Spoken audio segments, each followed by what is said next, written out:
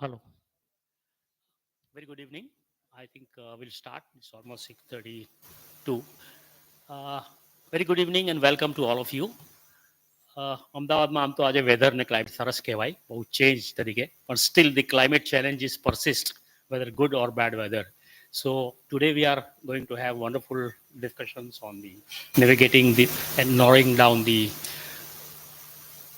window of climate change and action. I think the climate change is a perennial issue, but there are a lot of actions being taken up, a lot of financial provision being made. So I'm very happy that we have a very renowned experts panel today with us, and I'm sure you will get a lot of insight into some of your questions, doubts, and what is happening, what is not happening. So let me have the pleasure of welcoming and introducing our speaker, Shri Kartikeya Bhai Tharabhai. I think એમનું નામ આવે એટલે એન્વાયરમેન્ટની તો બધાને ખબર જ હોય. ઘણા વર્ષોથી આમાં પોતાનું યોગદાન આપી રહ્યા છે. Kartikeya is globally renowned environmental educator and is the founder director of CE Center for Environment. All of us know. Please come.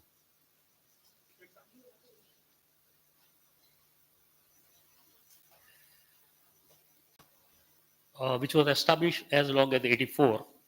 He also served as the managing trustee of the Nehru Foundation for Development and associated with the affiliated institutions like Vikram A. Sarabhai Community Science Center, which is a very active center, the chairman of Ambalal Sarabhai Enterprise Limited. Kartikeya Bhai has guided the company to recovery and growth since 94. Educated at Cambridge University and MIT, so you can understand how good understanding he has. He has contributed in numerous national and international initiatives in sustainable development, earning him the Padma Shri Award. Let us in 2012 is his accolades includes Green Crusader Award and International Brand Win Medal. We are very fortunate he is locally available, and AMA is especially thankful for he is always actively involved here. Kartik Bhai, on behalf of AMA and all of us, I would like to celebrate you and welcome you. So I think I'll introduce the other speaker as and when they come, or let me do it. Still, we can. Yeah, I'll do that. So, Haider Saab, we were expecting him, but I think there is some urgent com- central government commitment, so perhaps he may not be able to join us, but we'll convey him whatever has happened to him, and I'm sure he'll be very much interested in knowing this. Well, we have Dr. Shweta Purohit. Welcome to AMA. She is the program director climate change at the Center for Environment Education. Previously, she has worked as an environment expert at SEPT Research and Development Foundation. I think SEPT has done wonderful research. I was just recently aware of many good work they have done. Uh, and also climate change, forestry and research, Gujarat Ecological Education and Research Foundation.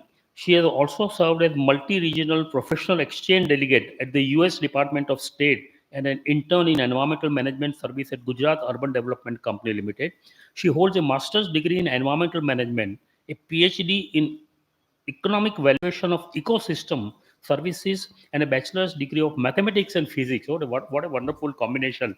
I think we will always calculate what the climate change is going to damage or not. Welcome, madam. Let me have the pleasure of welcoming you. And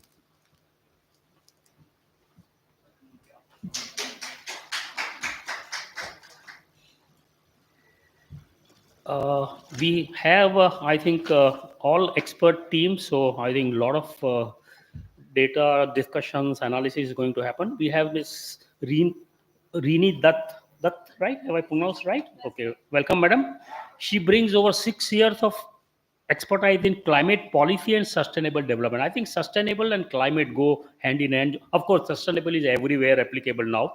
Currently serving as Associate Director, Climate Policy at Vasudha Foundation, India. She has initiated like a project like the District Climate and Environmental Action Plan to drive localized climate resilience. I think this is very important. We have set up this center, Nirubhai Desai Climate Change Management Center at AMA, and we very much want to work in Gujarat, local issues and local solution.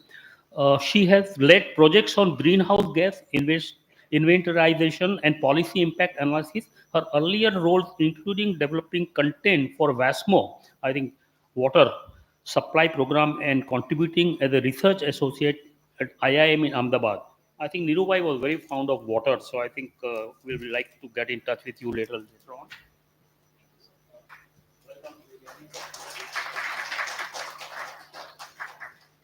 Well, so I will straight away hand over to our expert here, and let me invite Kartikeya Bhai for his presentation and his sharing of his experiences and views. हाँ जी, हम यहाँ पे।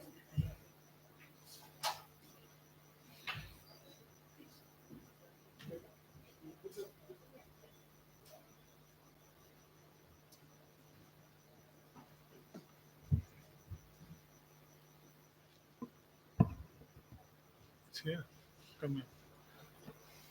You can. I was.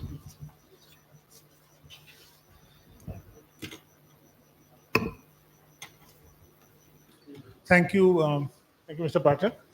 And uh, it's very nice that AMA has this center for climate studies, which in Nirubhai's name.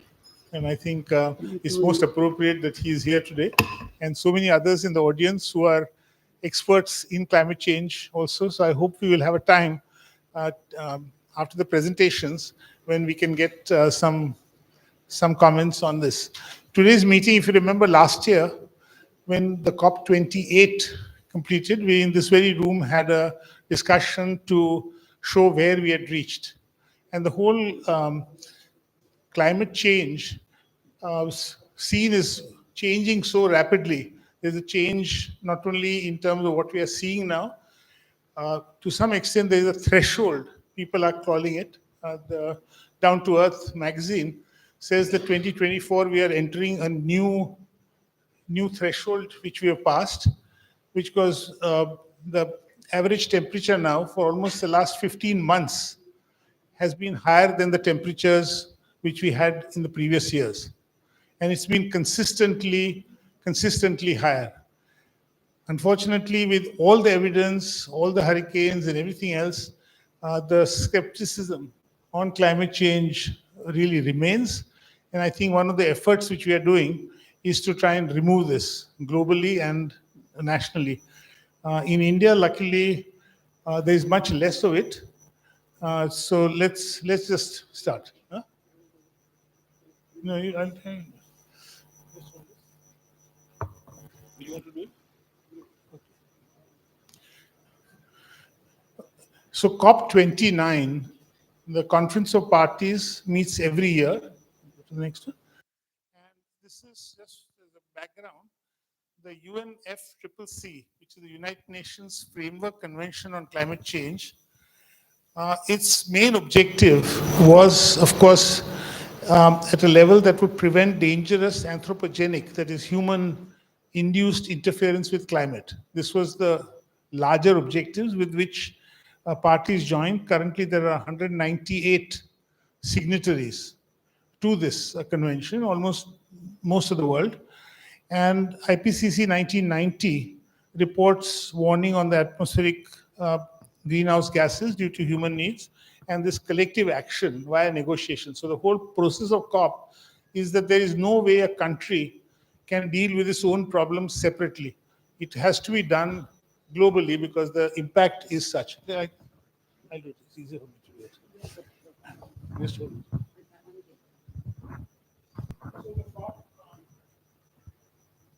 No, it's.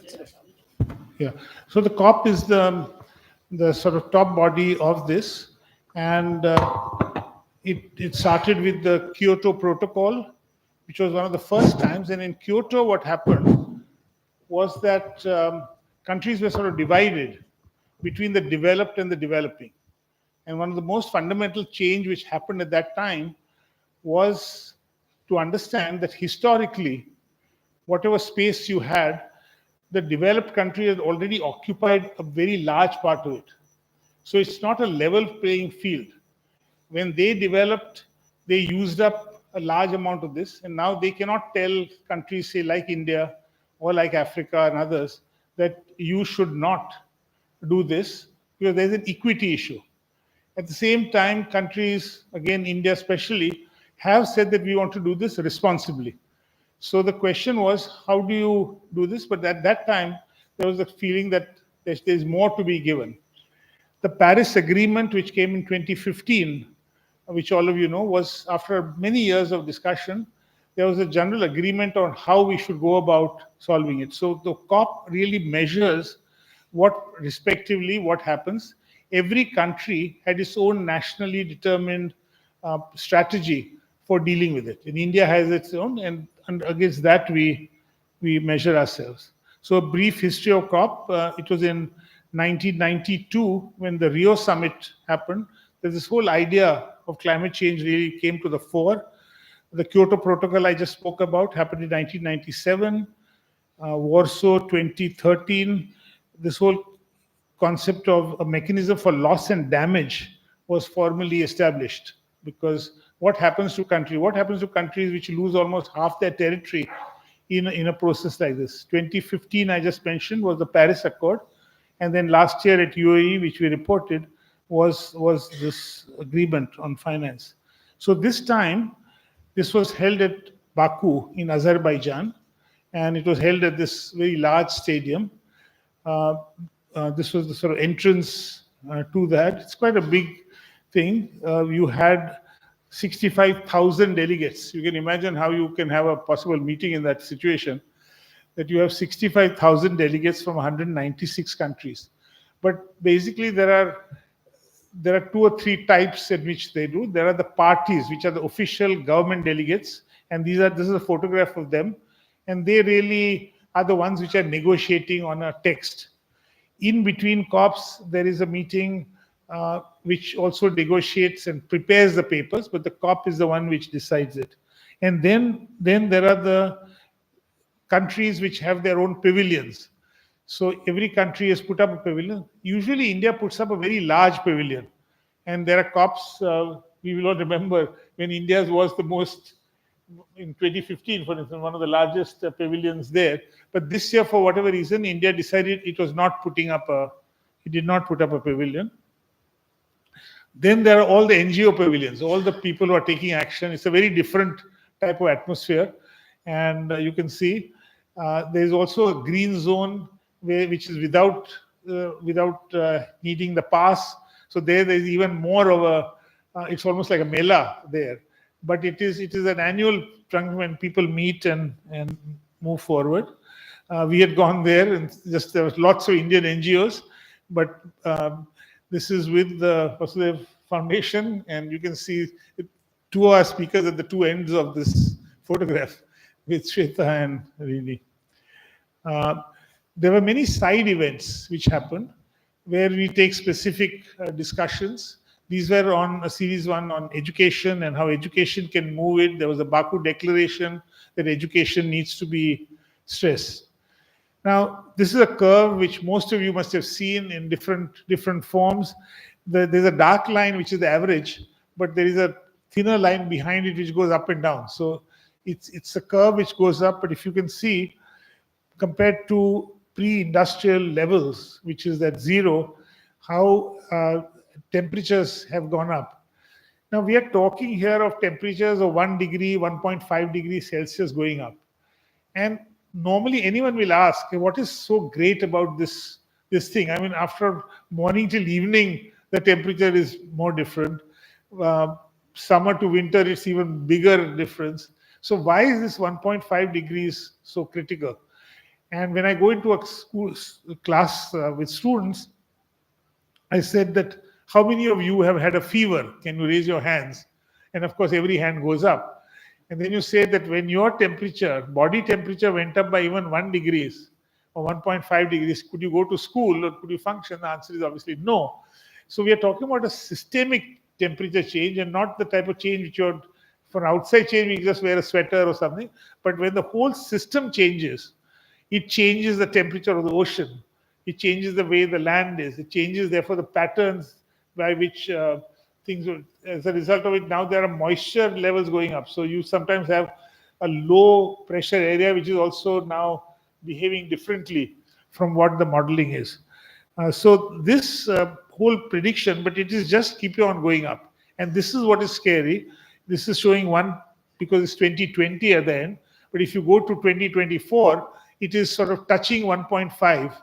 It's not a 1.5 average for the whole year yet, but it has touched several months. It's touched 1.5, and we are very close to that. In Paris, the agreement was finally for 2 degrees, but people realize that unless you can bring it down below 1.5, you are not going to succeed. So we are very close to that point. Now, if you see what happened last year, you see on this map that India has shown. We see all these floods and heavy rainfalls. In America, you see the hurricanes which have come. Other places you see forest fires. Last year, for instance, Australia didn't have any extreme weather, but the year before, if you see the same map, you had these fires which were really rampant. In that, you have heavy rains in this thing. So this is basically a global phenomenon. Now, this chart, I just wanted to spend a few minutes on this because I think it's important to see. If you see here, the rate, the second column, the change in greenhouse gas emissions at 6.5, India is one of the highest there. Percentage wise, our change in greenhouse gases has been the highest, followed by China at 5.2. If you take developed countries like Europe, for instance, minus 7.5, US minus 1.4. So there is an effort globally to reduce it, but immediately people blame that how come India and China is not reducing. For that answer, you have to look at column 3.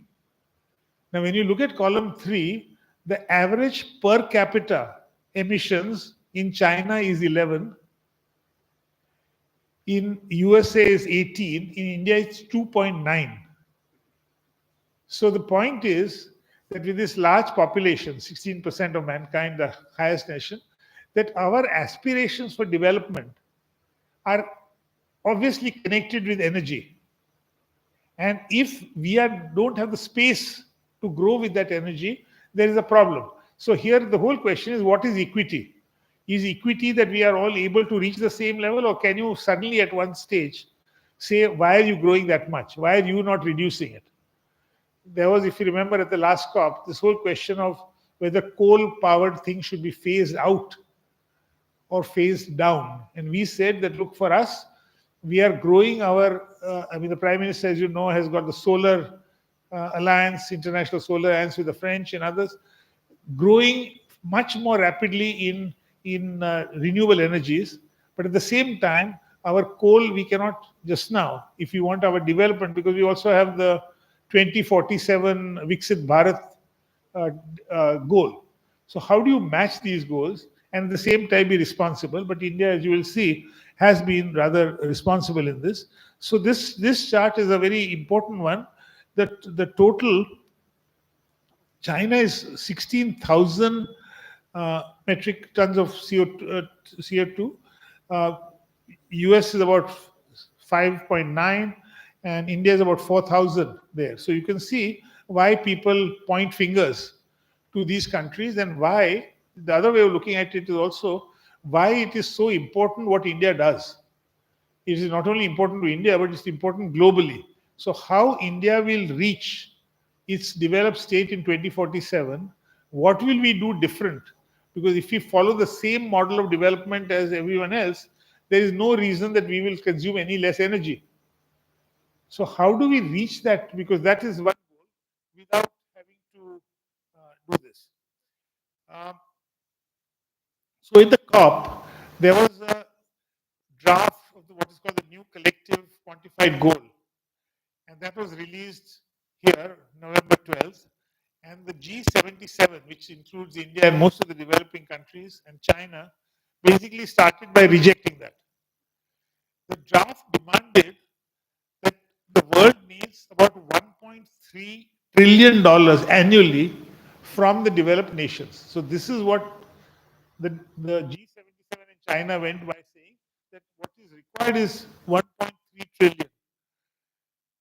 By November 13th, a revised draft was already shared for further discussion. By November 16th, the chairs, because whoever is hosting this country has a responsibility to bring everyone together. And they all want a draft declaration in their country's name. There will be nothing like a Baku declaration or this declaration. So they started November 20th, the African negotiations and things, but there were reports that they would only give 200 to 300 billions. Instead of that 1.3 trillion, about 200 to 300 billion. So China called it a joke, that this is not how you can do it.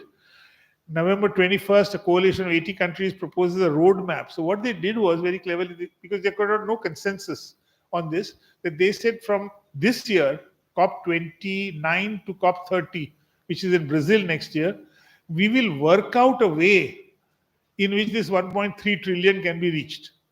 How will we mobilize? But as of now, we are only willing to initially 200 and now 300. So G77 then finally said, how about 500 billion? But this is like a horse trading. And finally, it was 300 billion by which was agreed. But it was also agreed that we will work towards this. But there are many more aspects of this which my colleagues will explain to you what it is. So what the main issues which we are going to discuss, one is the finance. One is adaptation finance. Adaptation is, as you know, that if something is going to happen in any case, before it gets better, it's going to get worse, then you have to find a way of protecting yourself. It's like saying that if I know from now that I'm going to get water only for 1 hour a day, then I have to buy some buckets or something to deal with that situation, because till the situation improves, I cannot change it. What is also interesting, which again my colleague will explain, that the global carbon market, which for almost 20 years, right? They've been discussing, and it's been out of the official side. How do I make the carbon market part of the process? How do you regulate it in this and this? And then there were certain Baku initiatives, I think about 20 or so Baku initiatives. So when the final agreement came, there'll be more discussion on this, as I said, about the 300 billion. But I'm showing this slide, it's been shown again. This is the executive secretary, who basically was trying to have a very brave face. And if you hear him on YouTube, he's trying to say how it was still a very good thing. We at least went from the earlier one to 300. So incrementally, it's much better. And don't worry, we have not given up on that and things like that. But the Indian government had a slightly different view. And I wanted to share this. So, Meena, can you share?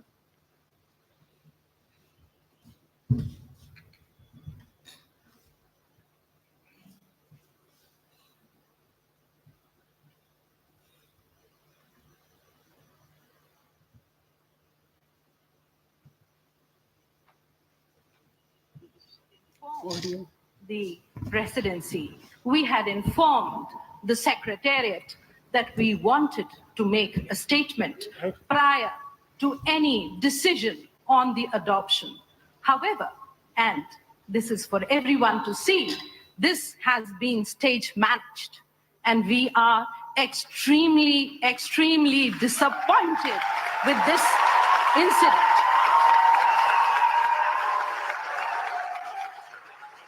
This incident is indicative of a lack of trust, a lack of collaboration on an issue which is a global challenge, which is faced by all of us, and most of all by the developing countries that are not responsible for it.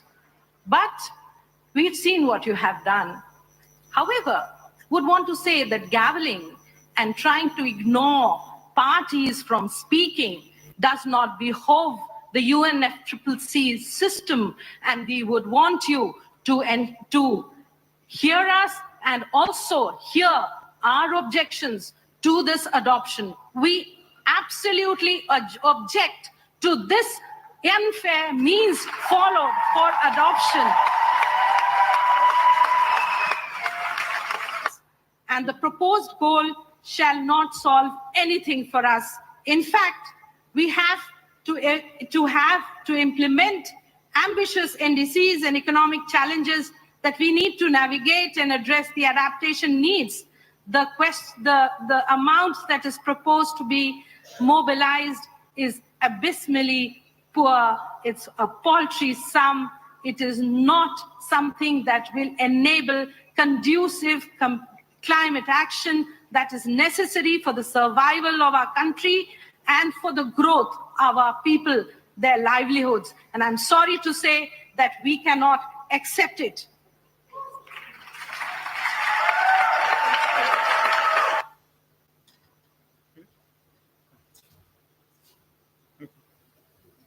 No, that's okay.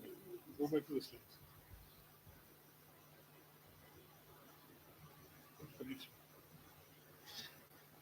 We had informed the presidency. We had So you can see with what force and with what feelings the Indian delegate had to say that India cannot accept this. It might be better incrementally, but we were not willing to accept it. So there is, at this meeting, although that agreement had been reached, I think India did not sign it.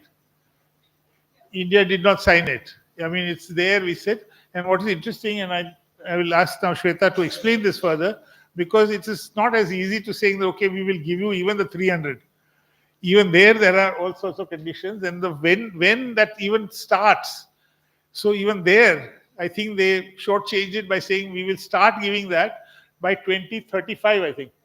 By 2035, we will start giving. So first of all, you are not giving the trillion.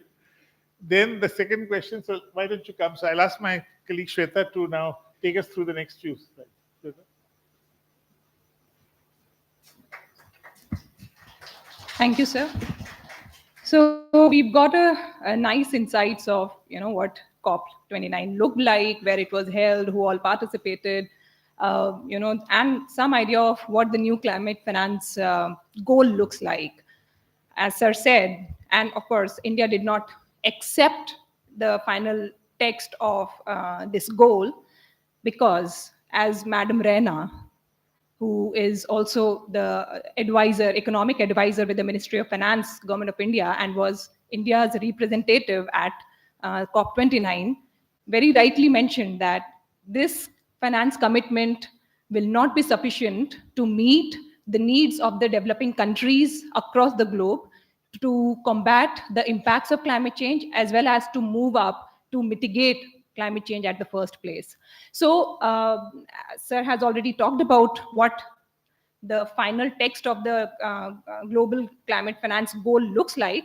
I will summarize it in saying that, there was the intensity of negotiations that went into finalizing this text was, it was very intense process. And this was one of the COPs which exceeded 2 days, where nobody was really agreeing to the text, and it exceeded 2 days, 33 additional hours of working of all the 196 country representatives, and still it was, the trust issues were there. It was still not what it should have been. So, and secondly, the commitment. What was expected as per the NCDQ was $1.3 trillion a year.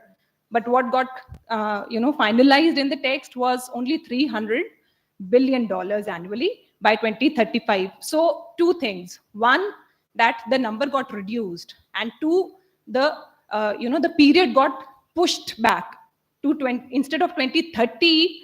And after 2030, the intensity of climate impacts for every country will change. The need for climate finance by the developing countries will also change. But they pushed back the 2030 ke bajaye, they pushed it back to 2035. So all these complex negotiations in that arena have happened. Then, of course, the sources. What was expected was that the fund will come as mostly a grant or a concessional loan. But then, well, it was diluted. It was diluted to also include bilateral and multilateral commitments, to also include alternative sources, which also means private finance.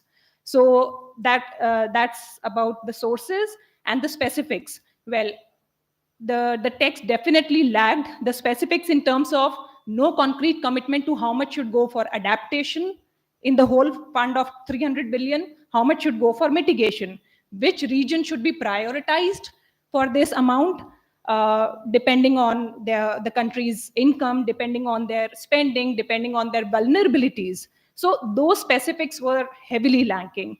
And then, of course, the mechanism, how the money will be given, the mechanism of it was not made very clear.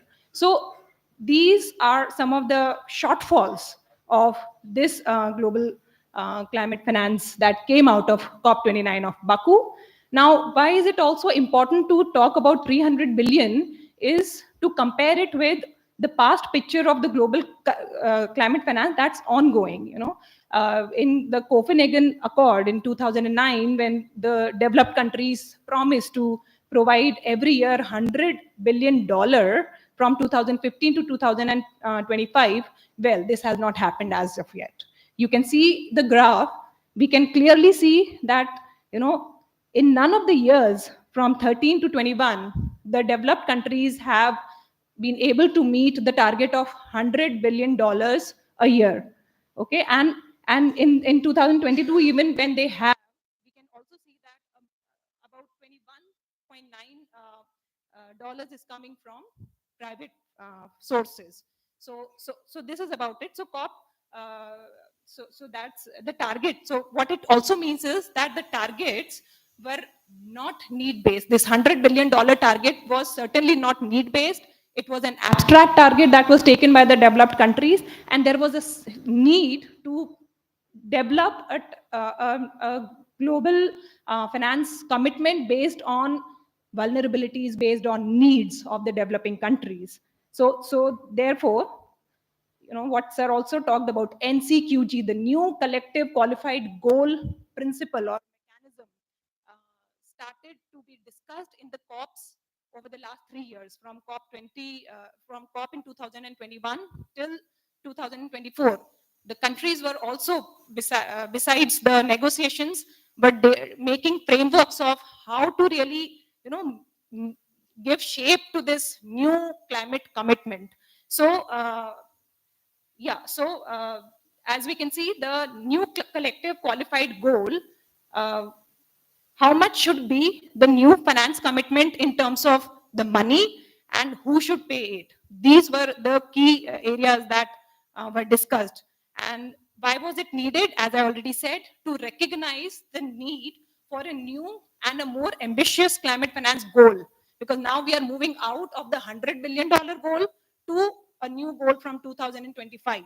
And as COP29 said, it's going to be $300 billion every year.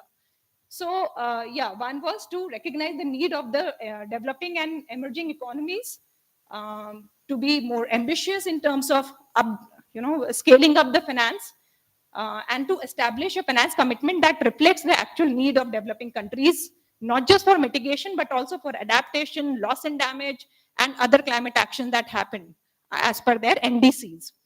So the focus of NCQG was also to increase the finance ambition, to increase accountability and transparency, and to, of course, broaden the contributions from more and more stakeholders.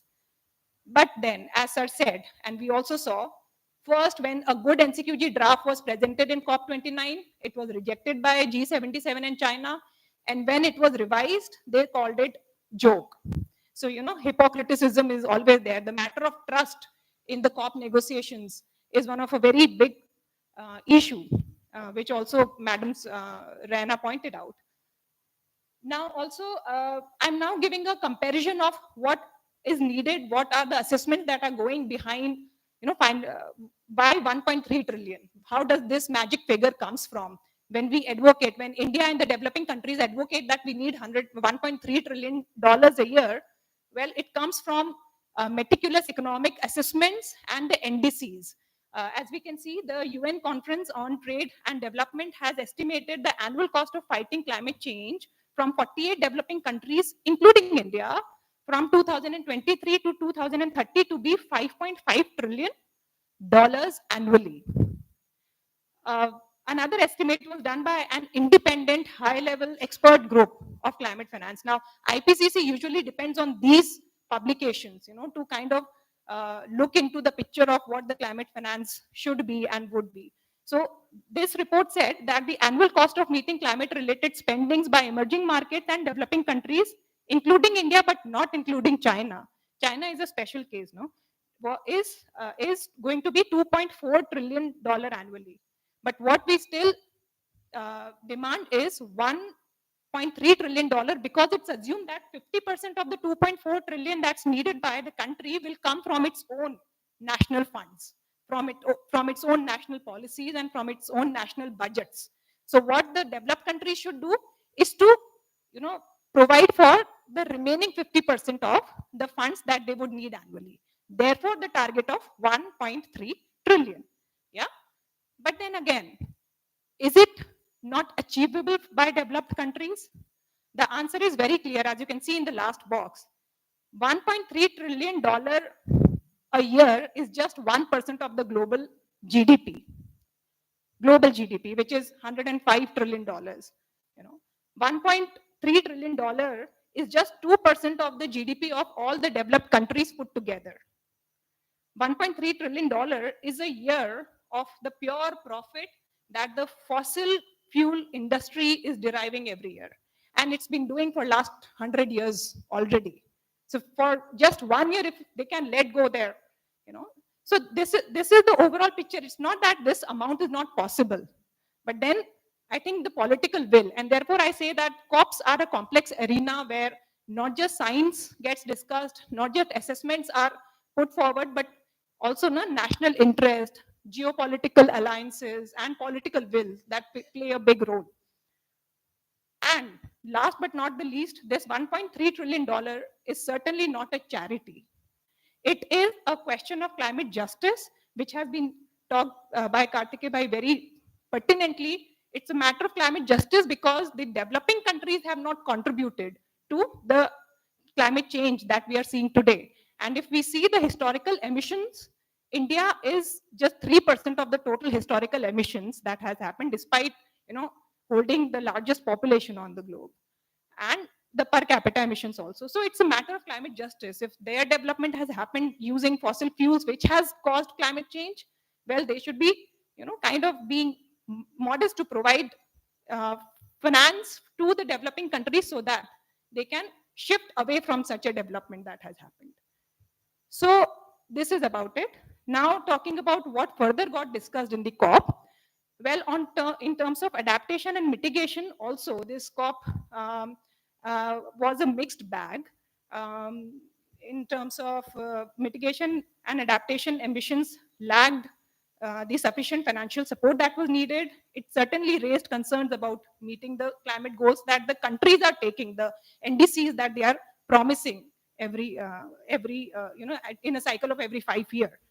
So the key gaps definitely include that no progress made on the UAE dialogue, and adaptation finance is far from sufficient. The adaptation finance gap, as you can see, is pretty huge as against the target of 300 million.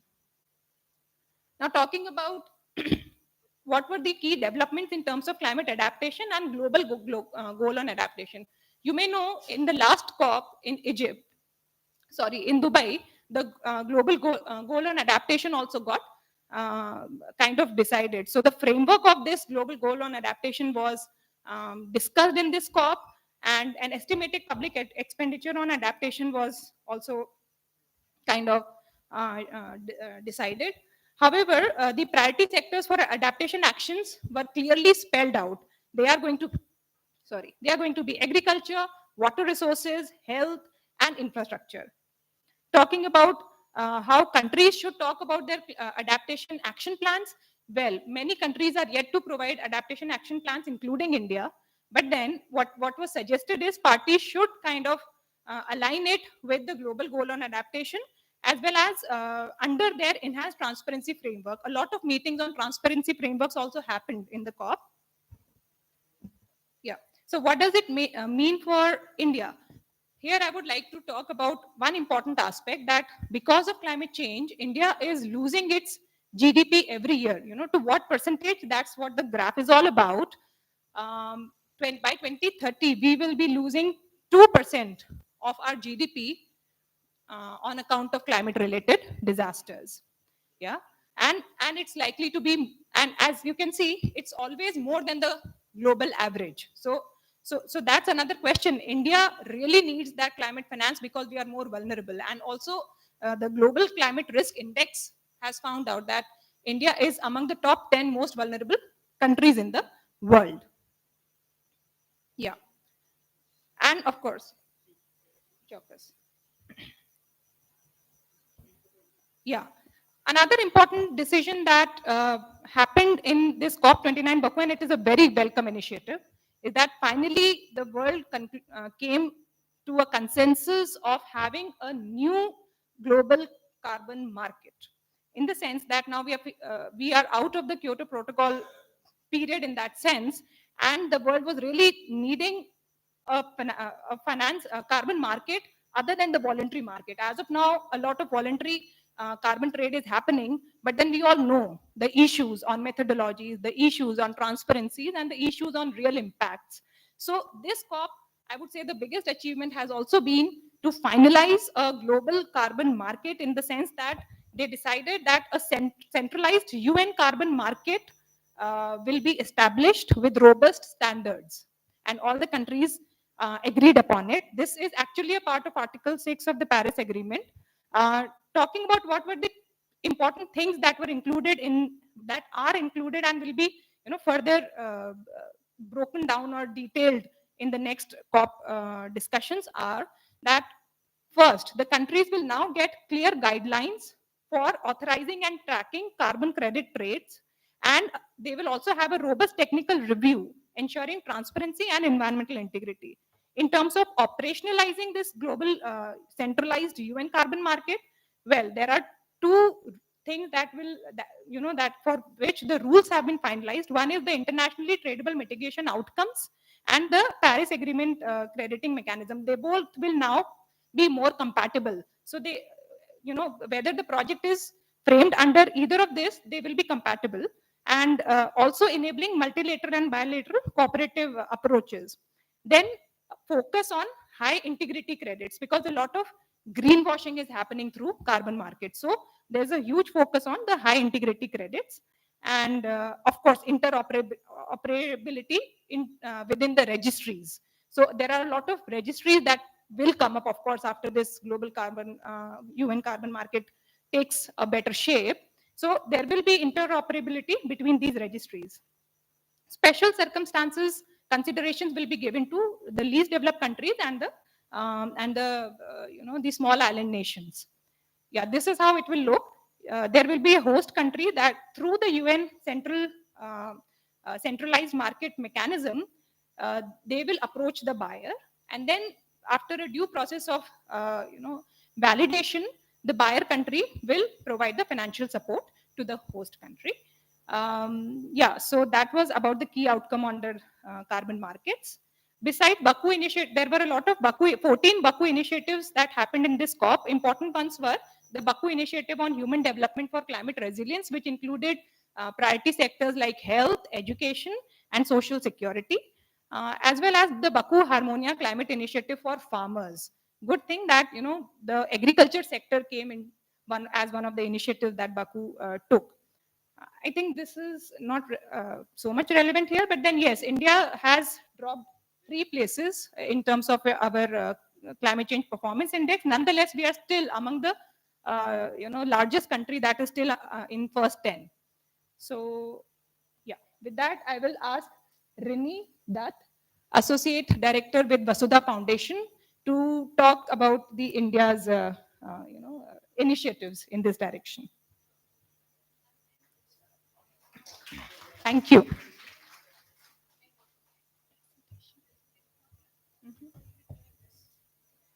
Okay.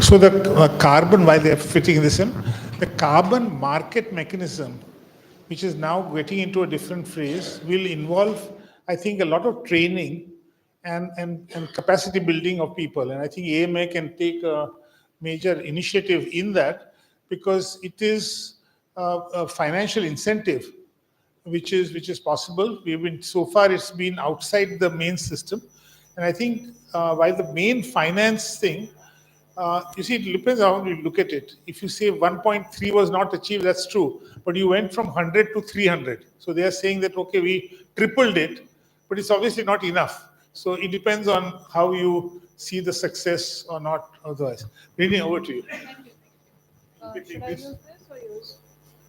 Okay, maybe. Sure. So, thank you.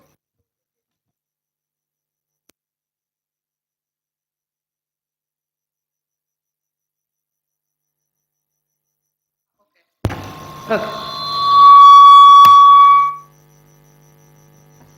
Okay. So I can continue the flow, but I thought I'll just take 30 seconds, break the flow, and acknowledge a few things here. So I am Rinidat, and I am a product of something that Karthik Bhai and CE envisaged a decade ago, which is the climate change course, which CE and Gujarat University had started then. And I'm so grateful that, so many of us through that program and things that they are doing now for the school children and all, I'm sure all of this will pave the road, and a lot of people will get involved in this kind of initiatives. So thank you, uh, not just for calling me here today, but for all the work that you have been doing all these years. And also Shweta ma'am happens to be my first boss ever, and I do see a lot of familiar faces, Dr. Megha Bhatt, Shwetal. So thank you everyone for coming here, joining us. Uh, so while these people talked about a lot on, what is the big picture at global level, what is required, I would like to bring to you what is required in India and what India is already doing, and specifically what India is doing at subnational level. So here is again a big picture about India. So India currently needs 2.5% of its GDP per annum so that it can finance climate action, which roughly translates to 1 trillion till end of decade, well, USD 1 trillion.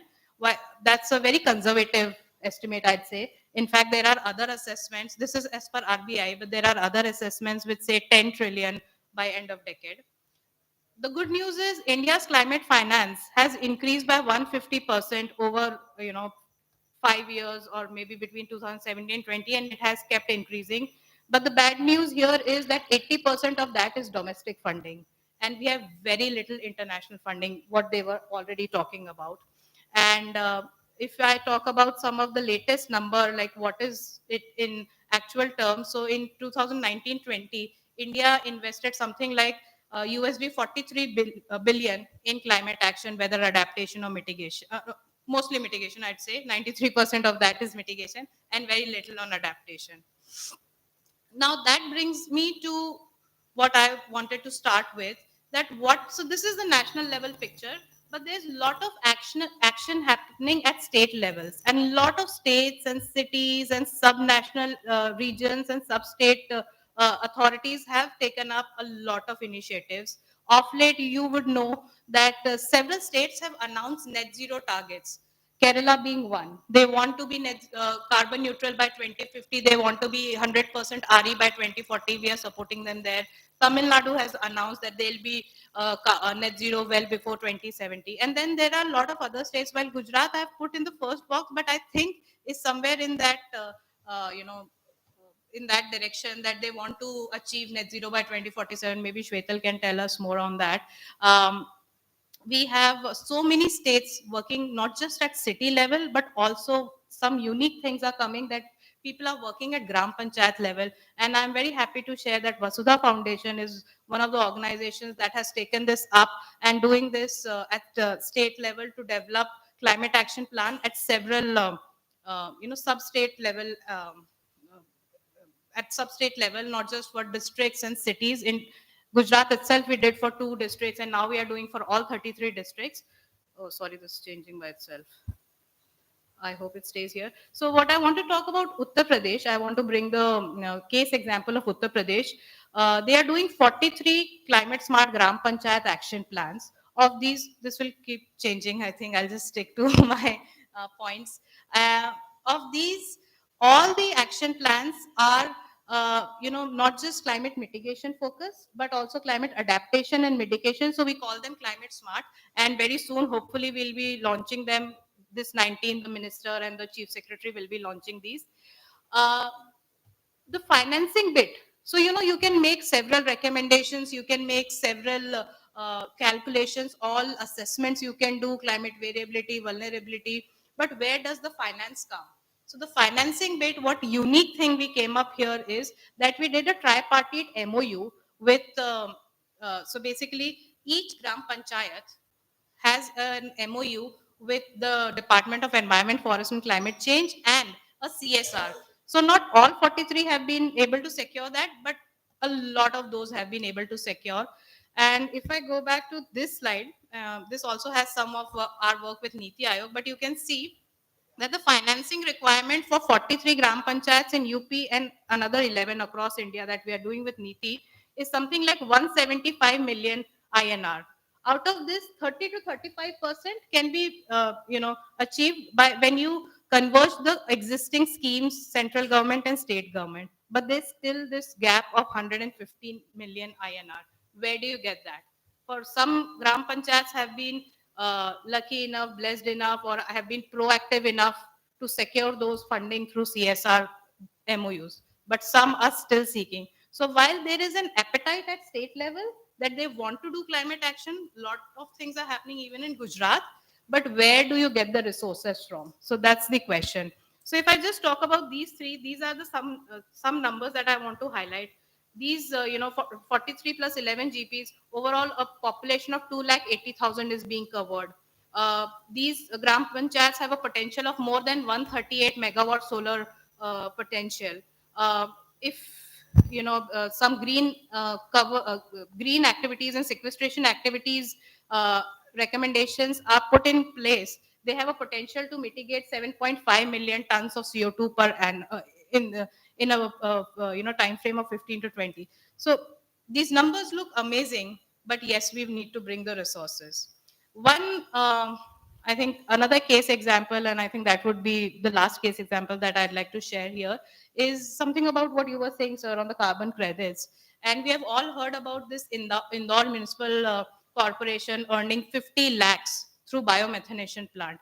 But what has been the model here is something that we need to probably learn from, and we can all consider this when we reach out to our policymakers. So here the capital cost came from the private organization or the investor who made the biomethanation plant, but the land for that biomethanation plant came from IMC, the Indore Municipal Corporation.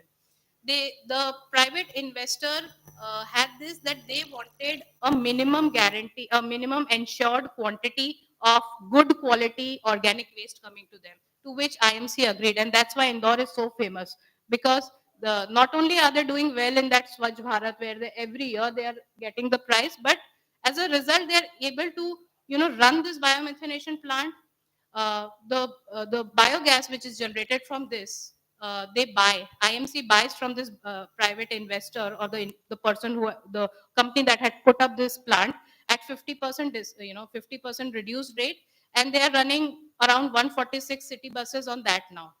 So it's a win-win situation. And in addition to this, you have other co-benefits of adaptation. Your city is cleaner and sanitized and all those things. So I think we can, let go of the numbers. But what I want to bring this project, along with a couple of more projects in Indore, help them earn 5 million INR in the first project cycle of the carbon credits when they applied against 1.7 lakh tons of CO2 carbon credits. And in the second verification cycle, they earned 80 million, which is a huge amount. So like these innovative, the other thing is, I think the green municipal bonds, which is picking up pace. And Surat, I think, Vadodara has done amazing work in that direction. Uh, and the last thing that I want to say here, and something that we can all take from here, that where do we begin? what do we do and how do we ensure that our policymakers and our state and my city is doing what it needs to do so that climate action is taking place, but we are well financed. So the first thing that we need to do is we need to do budget tagging. We need to identify our baselines. We need to know where our budget flows are going, how much is going for mitigation, how much is going for adaptation, directly, indirectly. There are various methodologies. There's a methodology of UNDP called the Climate Policy Expenditure and Institutional Review. You can use that and do the budget tagging for your state or city, municipal budget or state budget. If you see a gap, which definitely would be, you prepare a budget at subnational level or sub-state level specifically for climate. Odisha is doing that, Assam is doing that, Bihar is very soon coming up with that. Then we talk about convergence of schemes. For example, the MG Narega has a lot of climate adaptation angle associated with it. So how do we converge the schemes? How do we mobilize private sector? So in case of UP, we saw that the private sector was mobilized. But how does the public sector ensure that you de-risk the private investments? So you have to ensure that if a private company is coming, it has to be de-risked, which IMC did, right? And then, of course, you need to have community, industry, government connect, and you need to identify and develop bankable projects for your city and state. I think that's where we start from. I will end here. Just one thing. If you saw the first slide that I showed, where India has done a lot of announcements sub-state level, and this is the slide of where Vasudha Foundation is working. And if you overlay both, you'll see that Vasudha is already working in these states, and we are helping all these states, work towards climate action. I'll end it here, and thank you again very much.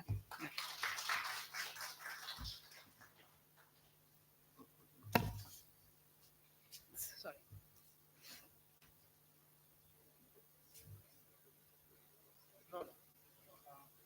That question which you want? Yeah. So So you will ask the question? Yeah. So we want to open it. Shwetal, can you give the mic? Yeah. Shwetal.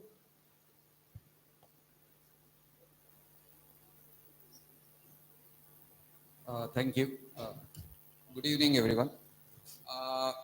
Couple of things I wanted to know from Rini Datta. You said on the local level you are, doing it on the ground level. Now, how does it, affect? Because on the local level, if you're going to, mitigate something, it's not going to, for example, in Delhi, the pollution, each state is blaming the other. It's happening in Haryana, it's happening in Punjab. So if Delhi does something, it's not going to make any difference. So all of them have to come together. So on a local level, how does it affect on a larger scale? And second thing, I was just reading something on the internet a few days ago, and perhaps you all can take this up to the higher authorities, Mr. Sarabhai and everybody. I think there was an idea that we have so many street lights which are on throughout the night, even when they are not required, wasting a lot of electricity. So why not, have a policy that in future from now on, all the street lights will be solar powered, and you don't need to lay the cables. If sometimes if the cable is a fault, entire street goes into darkness. So if there's a single solar light everywhere, it will save power also, and the maintenance and everything will be much less. So this is an idea which probably you all can take it up to the higher authorities. Thank you. What we're going to do is take a few questions and then ask colleagues to answer. Otherwise, it's too much. They're partial to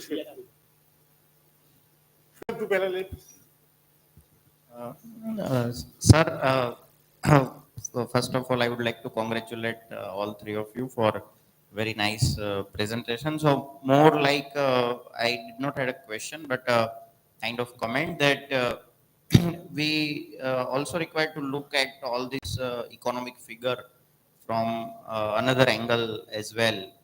So I just wanted to put a kind of perspective that, for example, the cost of solar. So over a period of time, we have seen that how it has gone down. So these all figures looks big sometime, but these figures are not static and evolving because of the lifestyle or the choices that we make. So all the time that what handpicked handprint concept you also bring. So that I wanted to highlight that these international negotiations have different motives. And another aspect is also when money comes, it is not easy to spend. So we know that, for example, the bullet train. So how we are struggling in acquiring land and putting the infrastructure in place. So many of the hard cash that we get from World Bank and these developmental finances goes into infrastructure. And again, we struggle with the quality of the infrastructure and the purpose. So this is kind of a really major point of discussion or view. But at the same time, about the softer aspects of the how to go for better choices and things, that also I think we require to put parallel when there is a general audience which may like to also know about those things, that these things got inspired from the global discourses. Thank you. मेरा नाम तेजस है। मैंने जो presentation देखा उसमें लगा है कि भाई हमारे पास अगर बाहर से कोई कंट्री में से पैसे देंगे तभी हम कुछ करेंगे, बट अगर वो नहीं देंगे तो क्या हम नहीं करेंगे, ये क्वेश्चन है। ठीक है, तो क्या एक नोटिफिकेशन हुआ था क्रेडिट, ग्रीन क्रेडिट प्रोग्राम्स, ये नोटिफिकेशन 2 साल से है, जिसके अंदर कार्बन क्रेडिट भी है, वाटर क्रेडिट भी है। सबको अगर उसमें से पानी मिलेगा तो सब पानी में से पैसा मिलेगा, सब पानी भी रिचार्ज करने लगेंगे। तो दो सॉर्ट ऑफ इकोसिस्टम ऑलरेडी वहां पर है, तो हम इंप्लीमेंट यहाँ क्यों नहीं कर रहे, और हम क्यों एक्सपेक्ट कर रहे कि बाहर से आएगा पैसा तभी करेंगे? Because the end of the day यहीं का पैसा यहीं रहेगा, घूमेगा, तो then it will be for win win for everyone. So I think that is the interesting, the notification which is there still into the draft stage, and I think that need to be taken forward for implementation. And many people are there who has a really working on a valuation of such credits. I think if madam is already like in valuation of environmental assets, so I think we can do that also. I think so. Thank you. Thank you. Jinal.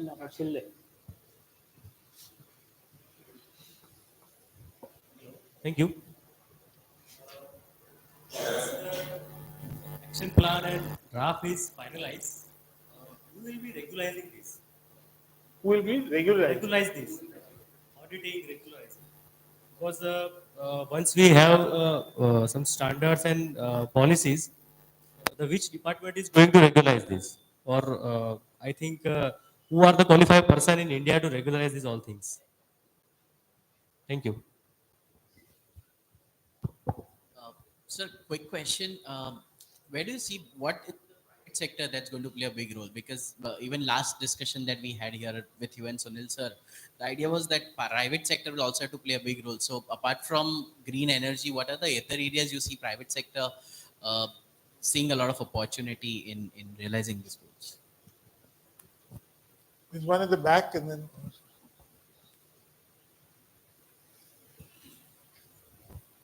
Hi, so my question is that, Shweta mentioned that fossil fuel industry has been there for 100 years or more.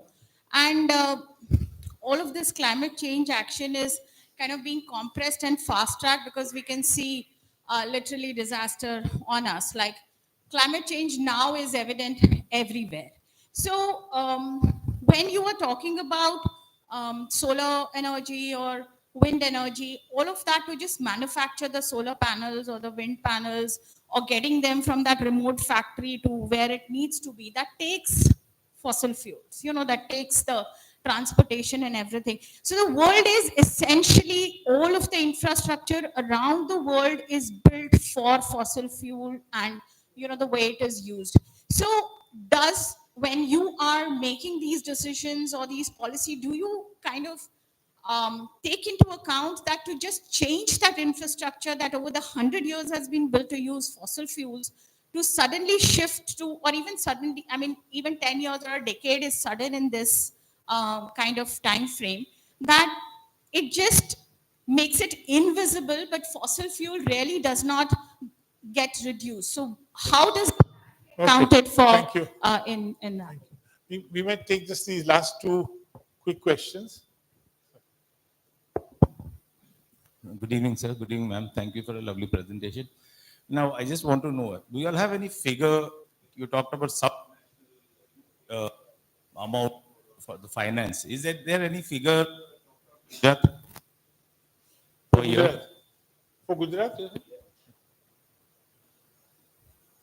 No, so why I'm asking? Because we are talking of this local problem. No, we are talking about global. No, I understand. So, no, one suggestion, because ma'am said about Indore getting 50 lakhs and they're getting land. There's a very good place where we can start this thing at Pirana. You know, there's a lot of, nobody wants, last 3-4 years I've been trying to follow up. Nobody wants to do biomethanation there when they can get more than 150 lakhs a year. But if you go and tell them, they say, no, that's not possible. So we have it here. We don't need to talk about local. Let's start looking at our locals, charity events at home. So if we know the figure that needs, we can work backwards into the math and get the money. Okay, last now. Thank you, sir, for the opportunity. I have two questions. First, I want to understand, do you think that we lack the right marketing and understanding of climate change? Because if we talk just about our city, Ahmedabad, we have compost pits in almost every AMC park. But in my 1 month of survey of at least 10 parks, I have not seen anyone use it. The people who are maintaining it, who are putting in the workers, they are putting this compost material into the pits, but no one is contributing any kind of waste towards it. So it's like we as a society understand it. Yes, we need change, we need climate change is happening and everything, but we do not understand it. We are not internalizing it. And second, when it comes to the communication part, when the discussions happen, they go so much into the nitty gritties and the global scale that we lack the right marketing about that we need to do things on ourselves as well. It's not just that the countries and the will be taking actions. We need to take. That's the first question. Second question would be that the frameworks they give a lot of emphasis on the transparency part. So companies like H&M are getting a very high score and being promoted as sustainable when they are ineffectively not doing anything. They are just buying whatever the second-hand material we give them in the this and give us coupons, and then it gets dumped in different countries. One of which would be this South African nation, Ghana. Yeah, it's getting dumped in Ghana in different areas. Thank you. Wonderful questions, and it would take another long time to answer that. But what I'll ask is if you can just very briefly just answer whichever ones you thought, and then we can continue because the meeting will have to end as a meeting, but we can continue afterwards. Yes.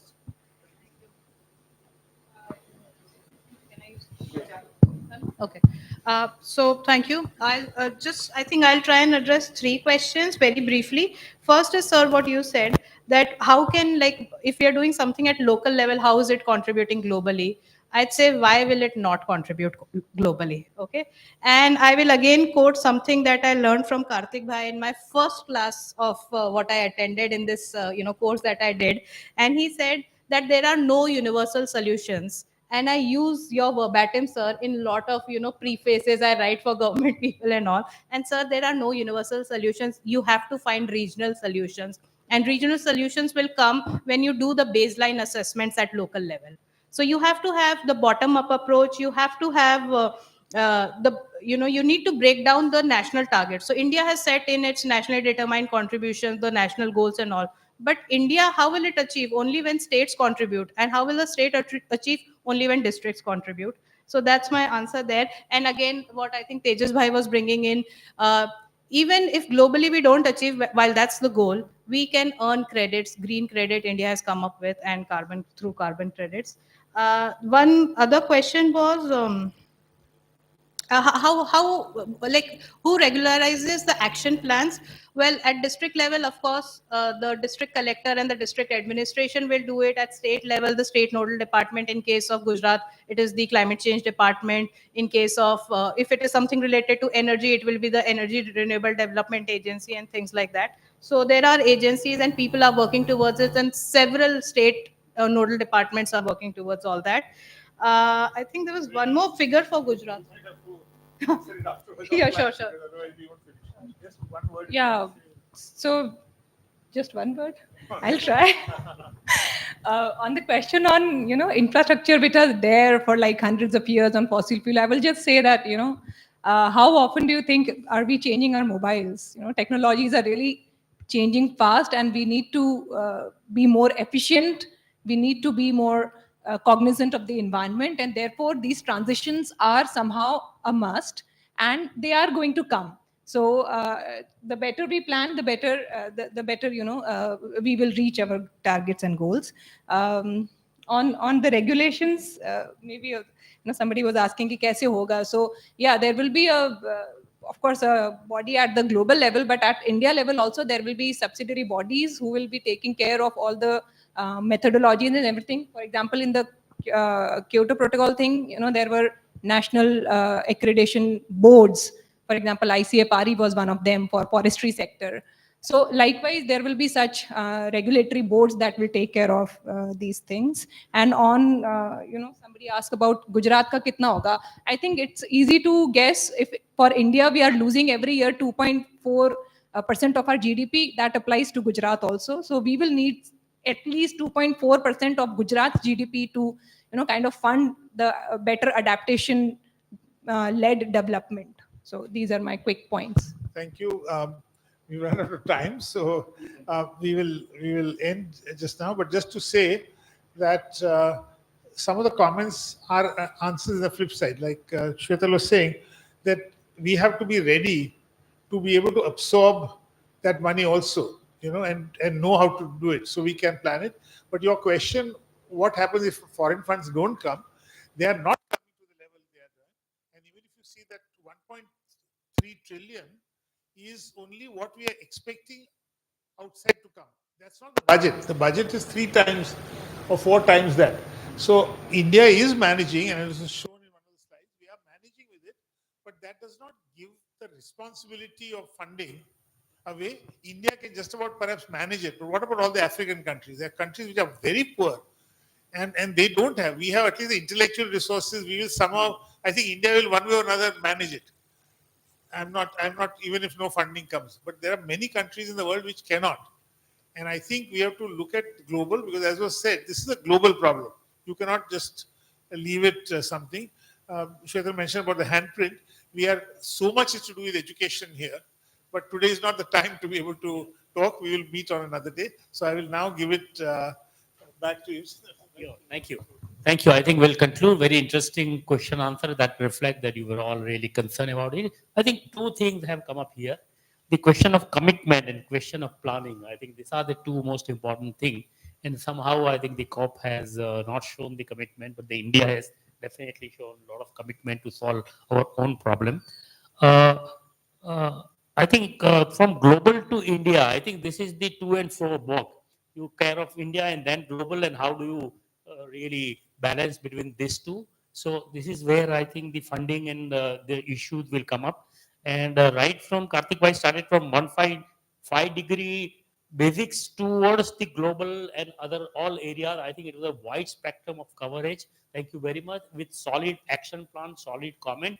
And look at the way the Indian representative is speaking. I think it talks of our concern and commitment for it. So thank you very much, all our panelists here, Rini and Shweta ji and Karthikeya ji. Thank you very much for providing it. And we'll definitely take some of these issues in our center and try to work together on that. Thank you. Have a nice day, nice evening. Thank you very much for joining us.